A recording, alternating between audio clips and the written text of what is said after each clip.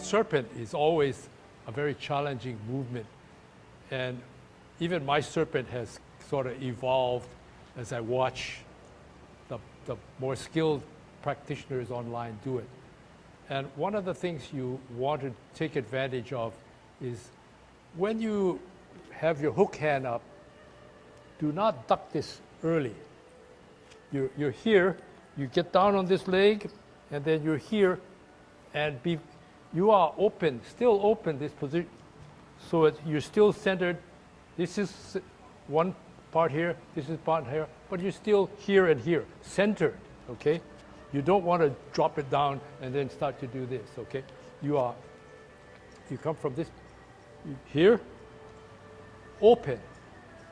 You can turn your feet then, and then you transfer. And slowly this comes down, and not all the way back, but down, as this is coming in this position, getting ready to do this, because both are out here.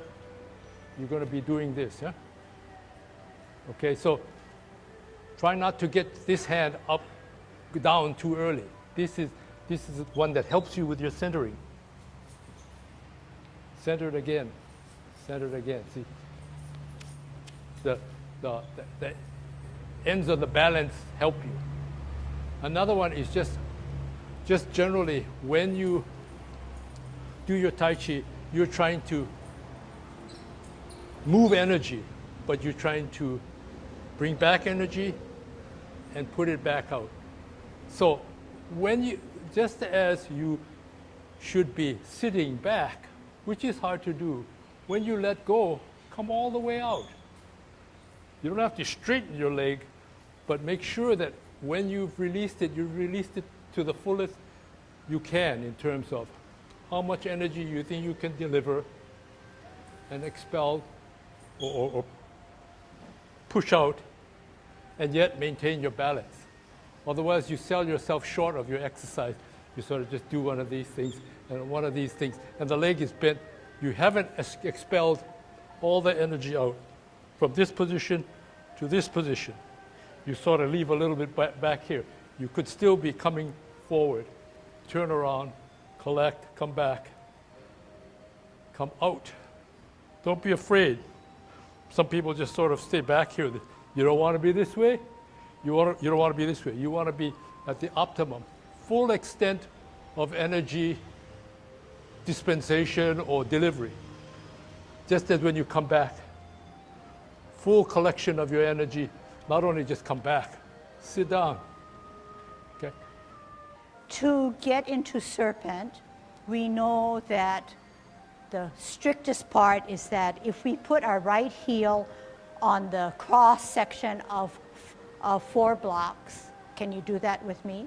Right heel on the cross section of 4 lines. We know that that's going to be our stabilizer. It's going to be obeying gravity. So we're going to have it fully weighted. The left foot is insubstantial. We need to put it at the edge of that line, be touching our heel, and drag it out, so that when we drag it out, it's in close proximity to that line that we touched upon. Do I make myself clear? That the left toe should be dragged from the line all the way out to a comfortable expand. It cannot fall short of that line which your right heel is on or bisecting. That is what is meant by parallel and behind that heeled foot. When I say behind the heel foot, I have already gone one increment over to say it has to be in that line. I do not mean behind, away from that bisecting line or intersecting line that the right heel is on. Okay? So you now have given me the right foot on an intersection of four lines, and you have now given me the opening of the parallel left foot on its toe in line with the heel. Yes? So Ken's checking you guys out, okay?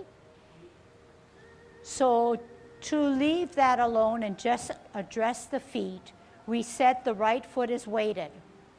When we come down as a serpent, we take care of gravity. Therefore, we're stacked on the right and we come straight down.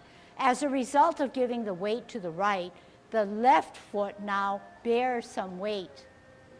We want to get and move into the right left-hand position, not straight ahead of us, but not on that line, but we want to veer towards the left.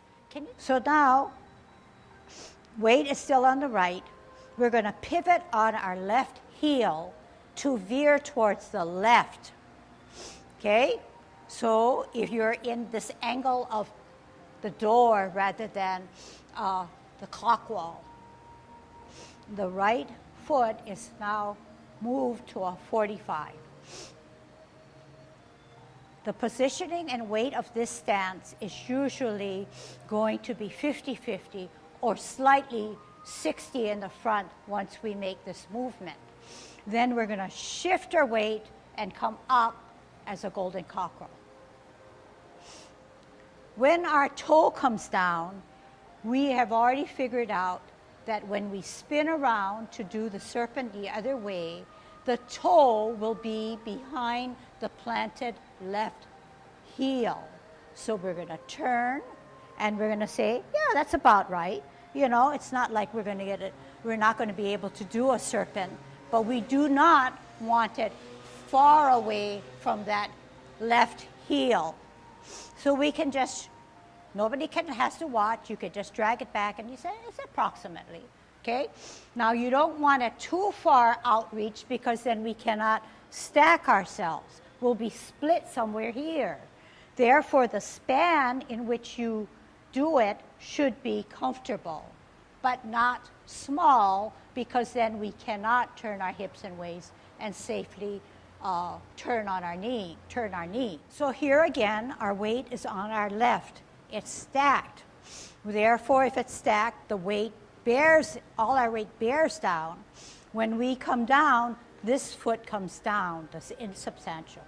But the weight is still on the left. We then want to come out to the right because we already took care of the left. The second serpent, we want to veer off to the right.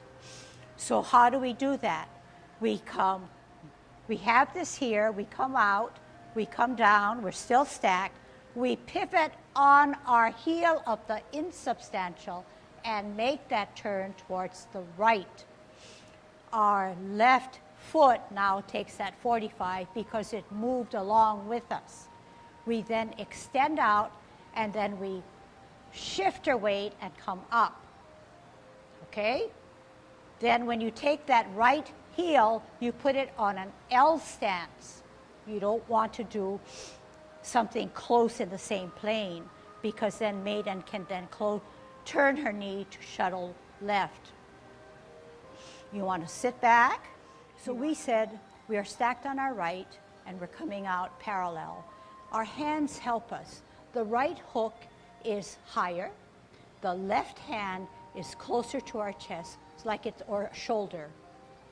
And we're in this position, okay? And I'll be like you, right? Now we're going to come down. Halfway, the fingers are now pointing down to the middle of your body, to the floor. We're still weighted heavily on our right. We're going to pivot out on our left heel, but when we do that, we're not going to restrain our hand. We're going to let our hand move with it. Okay? We're going to make our hand move with our body. Now, I want you to put your hands down and follow just watch what I'm going to do. So we said this is on an intersection. We said that this is parallel. This is my comfortable. This is my hand. I come down halfway, right? Hands do not lead my movement. When I decide I'm going to pivot, everything moves with me, and this hand here extends and helps me. But I did not lead with my hand. I led my hands moved with me because I pivoted. So watch again, and then we can try it, okay? So I'm on a bisection or intersection. This is my comfortable stand. This is where I am. Higher here, slightly higher, at least forehead. Not that way, but this way. Not this way, because then it will not give you the momentum to watch it. You'll have to be out of Tai Chi posture. So you want to be here. You want to come down. This is my halfway. Then my body and my turning of my hips and waist govern or dictate where my hand will go.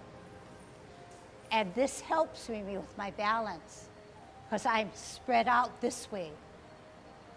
It not only helps me this way, but then with this motion here to shift my weight, it gives me more support. Okay? Now, I'm going to let it go, okay? Because if we layer it with too many other things, you forget what we first started with. I want you to take this piece home. I want you to go over it. And when you come back, we'll refine that movement, okay?